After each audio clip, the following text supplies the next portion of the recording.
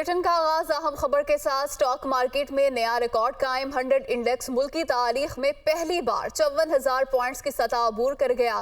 कारोबार के आगाज में 407 पॉइंट्स का इजाफा हुआ। 100 इंडेक्स 54,267 पॉइंट्स की सतह पर ट्रेड हो रहा है। स्टॉक मार्केट में नया रिकॉर्ड कायम हुआ है। 100 इंडेक्स मुल्क की तारीख में पहली बार 54,000 पॉइंट्स की सतह अबूर कर गया है। कारोबार के आगाज में 407 पॉइंट्स का इजाफा हुआ। 100 इंडेक्स 54,267 पॉइंट्स की सतह पर ट्रेड कर रहा है। स्टॉक मार्केट में नया रिकॉर्ड कायम हुआ है। आज 100 इंडेक्स मुल्क की तारीख में पहली बार 54,000 पॉइंट्स की सतह अबूर कर गया है। कारोबार का आगाज होते ही 407 पॉइंट्स का इजाफा हुआ और 100 इंडेक्स 54,267 पॉइंट्स की सतह पर ट्रेड कर रहा है। स्टॉक मार्केट में आज नया रिकॉर्ड कायम हुआ है। 100 इंडेक्स मुल्क की तारीख में पहली बार 54,000 पॉइंट्स की सतह अबूर कर गया है और 54,267 पॉइंट्स की सतह पर ट्रेड हो रहा है। आज कारोबार का आगाज होते ही 407 पॉइंट्स का इजाफा हुआ। 100 इंडेक्स 54,000 पॉइंट्स की सतह अबूर कर गया और 54,267 पॉइंट्स की सतह पर ट्रेड हो रहा है। स्टॉक मार्केट में आज नया रिकॉर्ड कायम हुआ है। 100 इंडेक्स मुल्क की तारीख में पहली बार 54,000 पॉइंट्स की सतह अबूर कर गया है। कारोबार के आगाज में 407 पॉइंट्स का इजाफा हुआ। 100 इंडेक्स 54,267 पॉइंट्स की सतह पर ट्रेड कर रहा है। स्टॉक मार्केट में नया रिकॉर्ड कायम हुआ है। आज 100 इंडेक्स मुल्क की तारीख में पहली बार 54,000 पॉइंट्स की सतह अबूर कर गया है। कारोबार के आगाज में 407 पॉइंट्स का इजाफा हुआ। 100 इंडेक्स 54,267 पॉइंट्स की सतह पर ट्रेड हो रहा है। इसी हवाले से बात करेंगे। माहिर मईशत खाकान नजीब साहब हमारे साथ टेलीफोन लाइन पर मौजूद हैं। सर, बहुत शुक्रिया आपके वक्त का। आज मुल्क की तारीख में पहली बार 100 इंडेक्स 54,000 पॉइंट्स की सतह अबूर कर गया है। आपकी नज़र में क्या वजूहात हैं इसकी और क्या असरात होंगे? देखिए, पाकिस्तान में थोड़ी सी सर्टनिटी नहीं है और अभी एक इलेक्शन की डेट अनाउंस हुई है। IMF कमीशन वक्त पर आया है पाकिस्तान, इससे एक थोड़ा सा कॉशियस कंफर्ट है कि हम आगे बढ़ेंगे इस रिव्यू में। इसके साथ साथ अगर आप पाकिस्तान की कुछ फंडामेंटल्स को देखें, जो शॉर्ट टर्म फंडामेंटल्स हैं, एग्रीकल्चर जो है वो बेहतर इस वक्त परफॉर्म कर रहा है। वीट की क्रॉप, राइस की क्रॉप, साथ साथ कॉटन की क्रॉप, ये सारी क्रॉप्स जो हैं वो डिसेंटली पिछले साल से बढ़ी हुई आ रही हैं। राइस की एक एक्सपोर्टेबल सरप्लस पाकिस्तान में मौजूद है। थोड़ा सा लार्ज स्केल मैन्युफैक्चरिंग में रिएक्ट किया है, वो थोड़ी सी जुलाई अगस्त में पॉजिटिव हुई है। Current account in the short run जो है वो संभल गया है। पाकिस्तान का एक और जो administrative reform on transit trade पे है, स्मगलिंग को रोकने में है, होर्डिंग को थोड़ा सा संभालने में है। इन चीज़ों ने थोड़ी सी तकवीत दी है कि जो इस्टेब्लिशमेंट है वो सिंसियरली इन चीज़ों को कंट्रोल करना चाहती है, संभालना चाहती है और कोशिश कर रही है कि ये एक पॉलिसी फ्रेमवर्क में आ जाए सब कुछ। इसके साथ साथ जो प्रॉफिटेबिलिटी ऑफ कंपनीज है वो डिसेंट है। बैंक्स में बहुत अच्छी है अगेन, क्योंकि वो एक लार्ज फाइनेंसिंग हायर रेट पे सरकार को कर रहे हैं, but still the profitability is good. Fertiliser की भी अच्छी है, पेट्रोलियम कंपनीज की भी अच्छी है। आपने जब सुई कंपनीज के निर्ख बढ़ाए तो एक उनके हिस्से में भी पाकिस्तान में इंटरेस्ट कायम हुआ है। अगर आप इस सब चीज़ों को इन द शॉर्ट रन देखिए और ये उम्मीद रखें कि IMF कॉशियसली कंफर्टेबल आगे बढ़ेगा पाकिस्तान के साथ, तो आप रिएक्ट कर सकते हैं एज एन इन्वेस्टर। और रिएक्शन यही है कि लोग चाहते हैं कि एक 4 के PE पे, प्राइस टू अर्निंग्स पे, एक सस्ती मार्केट है, उसमें एक इन्वेस्टमेंट आ रही है। जी, बहुत शुक्रिया माहिर मईशत खाकान नजीब साहब हमारे साथ टेलीफोन लाइन पर मौजूद थे। और साबिक वज़ीर आज़म शाहिद खाकान अब्बासी ने मीडिया से गुफ्तगू की है। कहते हैं कि नैब कोर्ट में वो पेश हुए। इस मौके पर उनकी जानिब से कहा गया कि मुल्की मसाइल का हल किसी एक जमात के पास नहीं है। शाहिद खाकान अब्बासी ने कहा कि 35 साल से सियासत में हूँ, इन हालात में इलेक्शन का कायल नहीं। उनकी जानिब से गुफ्तगू में क्या कहा गया, आइए जानते हैं। ये उसमें एक वाहिद इदारा है जिसका मकसद सिर्फ सियासतदानों का एहतसाब करना है और आज 25वां साल है इस इदारे का। आप खुद अंदाज़ा लगा लें कि कितने सियासतदानों को इस इदारे ने कन्विक्ट किया है, कितनों को पकड़ा है किसी करप्शन के इल्ज़ाम में और अदालत से सज़ा हुई है। आपको कोई शख्स नहीं मिलेगा। तो नैब ने यह साबित कर दिया है कि इस मुल्क के तमाम सियासतदान जो हैं वो बड़े नेक और पारसा लोग हैं, कोई करप्शन नहीं है सियासत के अंदर। लेकिन हज़ारों लोग आज भी जेलों में पड़े हैं, उनकी ज़िंदगियाँ मफलूज हैं और ये केस जो है केस पे केस बनता है, साल साल चलता है और फिर पता चलता है कि इसकी कोई हकीकत नहीं थी। तो ये जो वक्त का ज़या है, जो लोगों की ज़िंदगी तबाह कर रहा है इदारा, इसका कौन जवाब दे? हमारा सुप्रीम कोर्ट हर मामले को सुओ मोटो नोटिस लेता है। बारहा सुप्रीम कोर्ट ने जजमेंट्स दिए हैं, कमेंट्स दिए हैं कि ये इदारा पॉलिटिकल इंजीनियरिंग का इदारा है, ये एहतसाब का इदारा नहीं है। लेकिन सुप्रीम कोर्ट दूसरे कानून को तो रद्द करता है, लेकिन इस कानून को रद्द नहीं करता। जिस कानून दूसरी जानिब इंतखाबात से कबल सियासी राब्तों में भी तेजी आ गई है। MQM के वफ़द की आज 11:30 बजे नवाज शरीफ से मुलाकात होगी। पार्टी ज़राए की जानिब से बताया जा रहा है शहबाज शरीफ की दावत पर खालिद मकबूल सिद्दीकी की सरबराही में MQM का वफ़द लाहौर पहुँच चुका है, ऐसा बताया जा रहा है। मुस्लिम लीग नून के सीनियर रहनुमाओं ने MQM के वफ़द का इस्तकबाल भी किया है। सूरत हाल जान लेते हैं, deputy bureau chief Lahore Hasan Raza हमारे साथ मौजूद हैं। हसन, क्या नतीजा निकल सकता है इस मुलाकात का?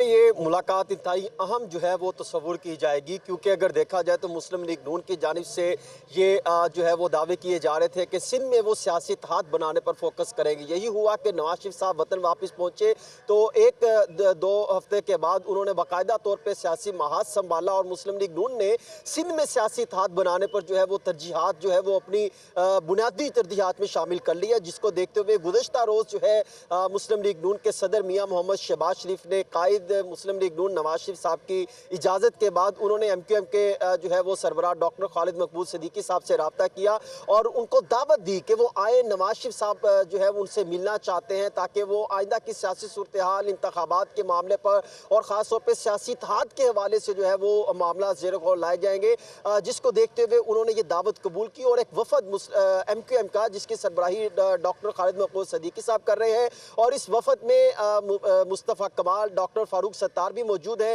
ये 5 रुकनी वफ्द है जो MQM का लाहौर कुछ देर कबल पहुंच चुका है। 11:30 बजे 180H ब्लॉक मॉलटाउन जो मुस्लिम लीग नून का हेडक्वार्टर समझा जाता है, यहाँ पर उनकी मीटिंग होगी और इस मुलाकात में मुस्लिम लीग नून के कायद नवाज शरीफ साहब जो कि जाती उमरा से रवाना हो चुके कुछ ही देर बाद यहाँ पर पहुंचेंगे, वो जो है उसकी सरबराही करेंगे। उस नून लीग के वफद में शहबाज शरीफ, ख्वाजा इसहाक। बिल्कुल ठीक है, ये मुलाकात सियासी एतबार से खासी अहम होने जा रही है। शुक्रिया आपका हसन। चेयरमैन पीपल्स पार्टी बिलावल भुट्टो कहते हैं हम अपने बलबूते पर इलेक्शन लड़ेंगे। आसिफ जरदारी और नवाज शरीफ राब्ता पुरानी खबर है, अगर कोई फोन करता है तो इतनी बड़ी खबर नहीं होनी चाहिए। मजीद कहा कि बल्दियाती इंतखाबात में अवाम ने बता दिया वो पीपल्स पार्टी के साथ हैं। 8 फरवरी पीपल्स पार्टी की जीत का दिन होगा। आइंदा वजीर आजम लाहौर से नहीं होगा, वो मीडिया से गुफ्तगू कर रहे थे।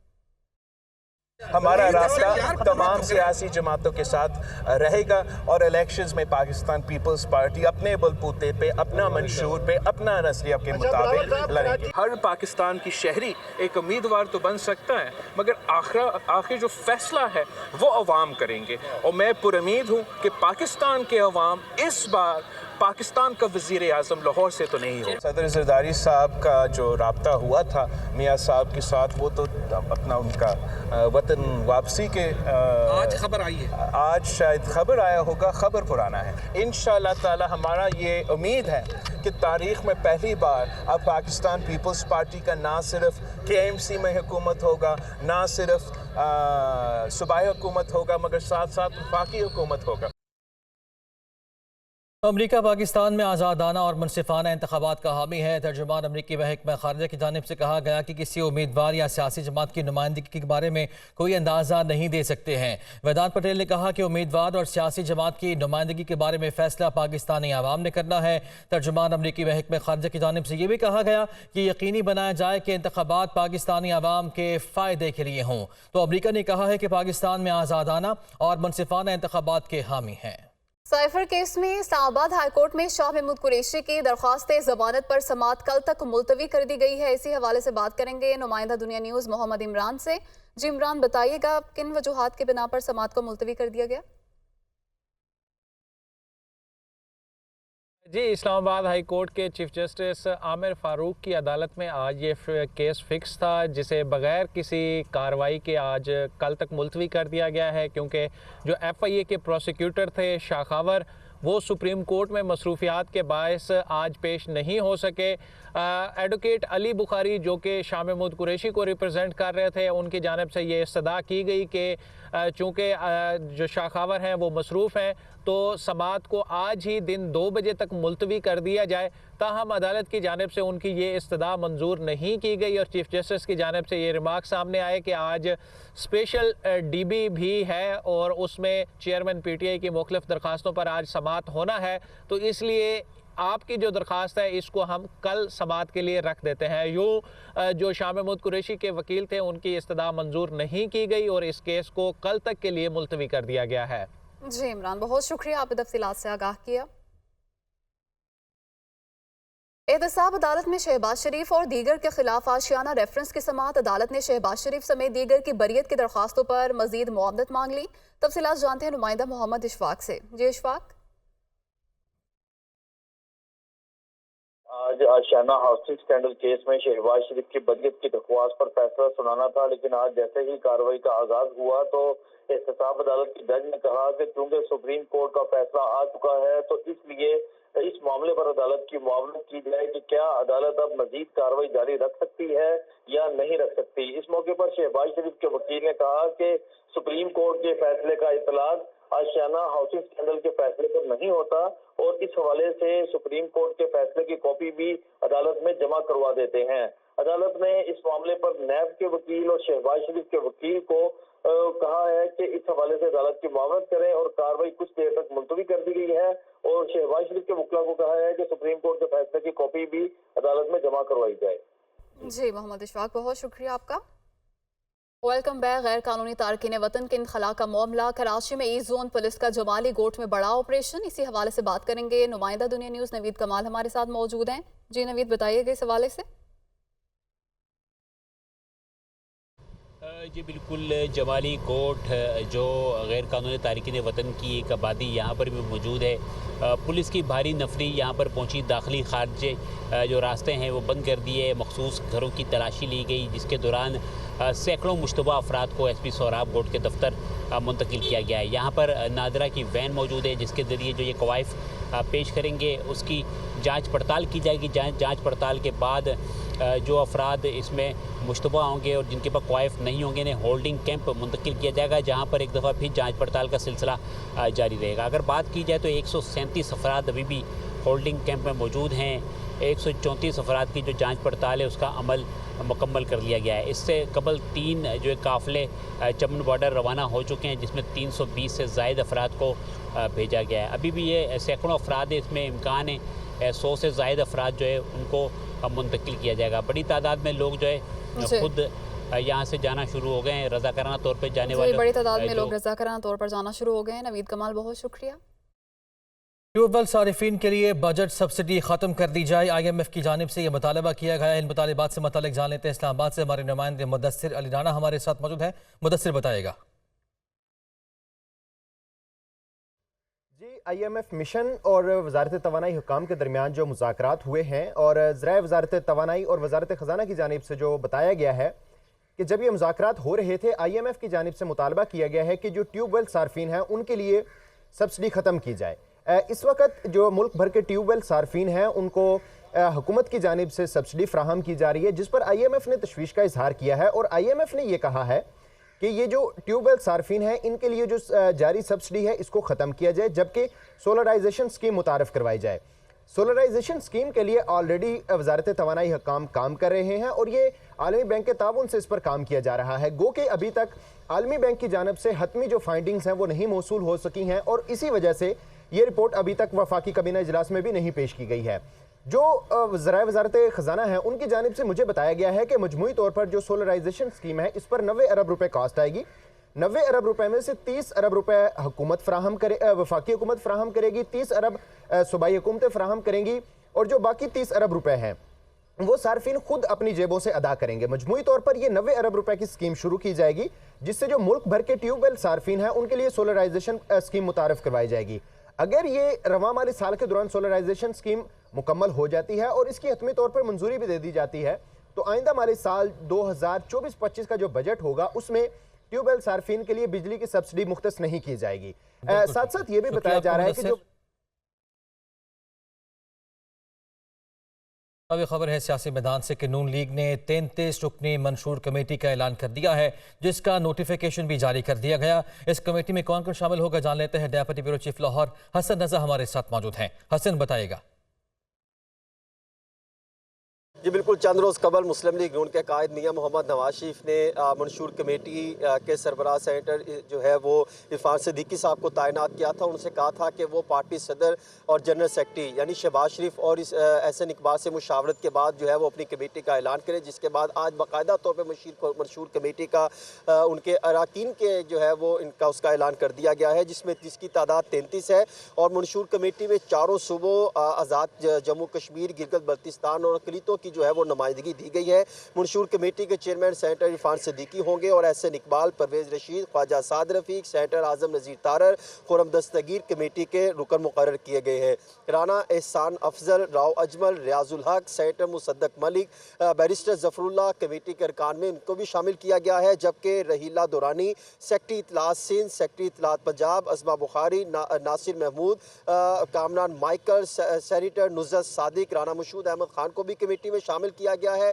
और गिलगित बल्तिस्तान से हाफिज हफीजुर रहमान, आज़ाद जम्मू कश्मीर से शाह गुलाम कादिर को शामिल किया गया है। Senator doctor Afnanullah Khan, barrister Amjad Malik, सलमाबाद आशिक करमानी, रहीला खादम हुसैन, राना सिकंदर हयात भी कमेटी में मेंबर होंगे। जबकि मरकजी सेक्रेटरी इतलात मरियम औरंगजेब और assistant secretary general Bilal Azhar Kayani, Ali Pervez Malik और शिजा फातिमा भी ख्वाजा भी जो है वो मंशूर कमेटी में शामिल की गई हैं। इनसे तमाम से अपनी अपनी तजावीज़ तैयार करने की हदायत कर दी गई है और मुमकिन है कि आज ही इसका पहला इजलास हो या फिर जो है वो कल इजलास बुलाया जाएगा, जिसमें तमाम से तजावीज़ लेने के बाद इब्तदाई तौर पर मंशूर कमेटी के हवाले से काम शुरू कर दिया जाएगा। ठीक है, शुक्रिया आपका हसन।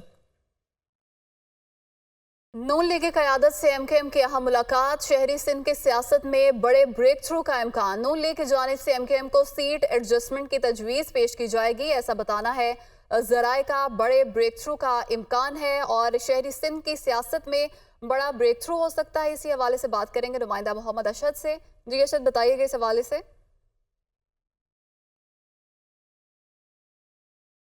से एमक्यूएम के वक्त की अहम तरीन मुलाकात है और ज़राए उस हवाले से तस्दीक करते हैं कि शहरी सिंध में बड़े ब्रेक थ्रू का इम्कान है। इस मुलाकात में ये एक बड़ी मुलाकात है और आइंदा आम इंतखाबात के हवाले से भी इस मुलाकात में अहम फैसले जो है वो लिए जाने का इम्कान है। ज़राए इस हवाले से तस्दीक करते हैं कि नून लीग की जानिब से एमक्यूएम को सीट एडजस्टमेंट की तजवीज़ जो है वो पेश की जाएगी।